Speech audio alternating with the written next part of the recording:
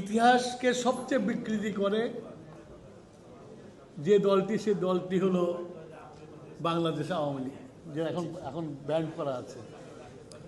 তারা ইতিহাস তাদের মতো করে তৈরি করে, কিন্তু ইতিহাস বলে, আপনি যদি ইতিহাসকে বিশ্লেষণ করেন, ইতিহাসকে ঠিক করার দায়িত্ব ঐতিহাসিকদের, যারা ইতিহাস নিয়ে চর্চা করে। আপনাদের ওনাদের মধ্যে একটা ব্যারাম আছে, যখনই ক্ষমতায় আসে পারলে সব নিজেদের নামে করে ফেলে, সব নিজেদের নামে করে ফেলে। তারেক রহমান বাংলাদেশে তার বাবা যেভাবে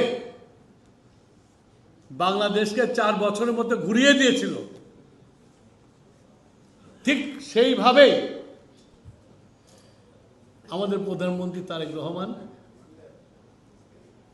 বাংলাদেশকে ঘুরিয়ে দেওয়ার ব্যবস্থা করছে। আমরা যারা মন্ত্রী ওনার, এখানে আমাকে বিদ্যুতের দায়িত্ব দিয়েছেন উনি, এবং একটা বড় চ্যালেঞ্জ আমাকে দিয়েছেন যে বাংলাদেশে রিনিউয়েবল এনার্জি, আমরা প্রাকৃতিক সূর্যের আলো ব্যবহার করে বিদ্যুৎ উৎপাদন করব। সেই সোলার এনার্জি উনি আমাকে টার্গেট দিয়ে দিয়েছেন 10,000 মেগাওয়াট 5 বছরে করে দিতে হবে।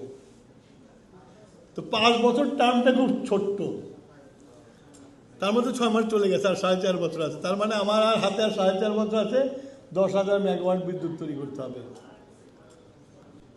আমি চেষ্টা করছি, অলরেডি পলিসি দিয়ে দিয়েছি,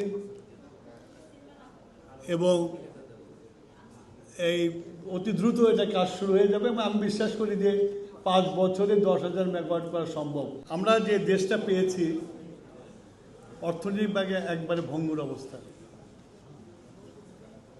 সেই ভঙ্গুর অবস্থার মধ্যে আমরা যে দায়িত্ব এসেছে, দায়িত্ব গ্রহণ করেছি, এবং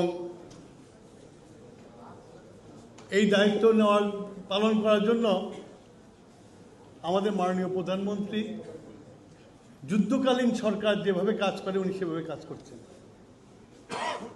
কিছুক্ষণ আগে আপনি বললাম না যে উনি একবার মাইনর ডিটেলসে যান, বলার সাথে সাথে ফোন আসলো, কথা বুঝেছেন? তো এইভাবে তারেক রহমান দেশ চালাচ্ছেন।